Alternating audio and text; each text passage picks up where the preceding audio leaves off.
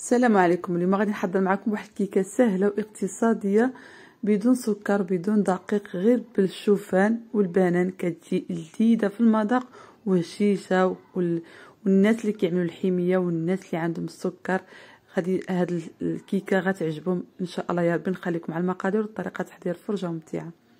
عندي هنايا 150 غرام ديال الشوفان، وعندي 200 مليلتر ديال الحليب الساخن.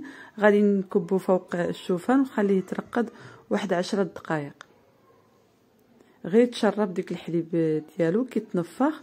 غادي ندوزو هنايا، عندي هنايا جوج ديال الموزات، جوج البنانات. غادي نهرسهم غير بمتيك باش ما بغيتو، يعني غير هيدا بحال اللي كتهرمشوه صافي. هنايا عندي 3 ديال البيضات.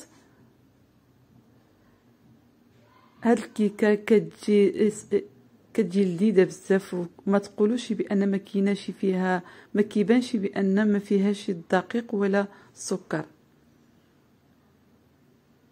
يعني الناس اللي غادي يعملوا الحميه والناس اللي عندهم داء السكري هاد الكيكه صالحه ليهم. عندي هنا 50 غرام ديال كاكاو المر. صافي كنخلط الكل مع بعض. كنزيد 8 غرام ديال الخميره الحلويات. صافي كنخلط الكل. كنجيب المول او الطاوه اللي كاين عندكم، نعملوه في الفرن على 180 درجه. هنايا الشوفان اللي ترقد مع الحليب كنضيفو في الاخر. صافي كنخلط مزيان حتى كيندمج معايا الخليط الكل. صافي هنا عندي هاد الطاوه ديال الكيكه. صافي وكنكب عليها الكيكه ديالنا وكندخلوها للفرن 180 درجه، غير من تحت حتى كطيب من تحت. ودا حسينا باقي من الفوق باقي ما طابتش، كنزيدوا لها واحد 5 دقائق. هنايا كنعمل الشوكولا، حبيبات الشوكولا ديال الكوكيز، وكنزيد معاه واحد 50 غرام ديال الجوز القرقاع. يعني كتجي واحد الطبقه مقرمشه، كتجي واحد الطبقه مزيونه بزاف.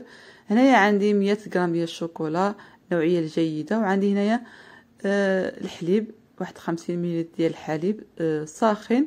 صافي هاد الخطوه تقدروا تستغناو عليها. هاد الشوكولا تقدروا تستغناو عليها اللي ما كيعجبوش الشوكولات بزاف، يعني العشاق الشوكولا غتعجبهم.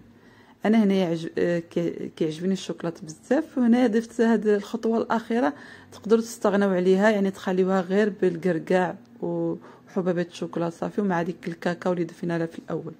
كنتمنى الفيديو يعجبكم، وكنتمنى هاد الوصفه تجربوها، كتجي رائعه ولذيذه بزاف. نخليكم الى الفيديو القادم ان شاء الله، وبسلام عليكم.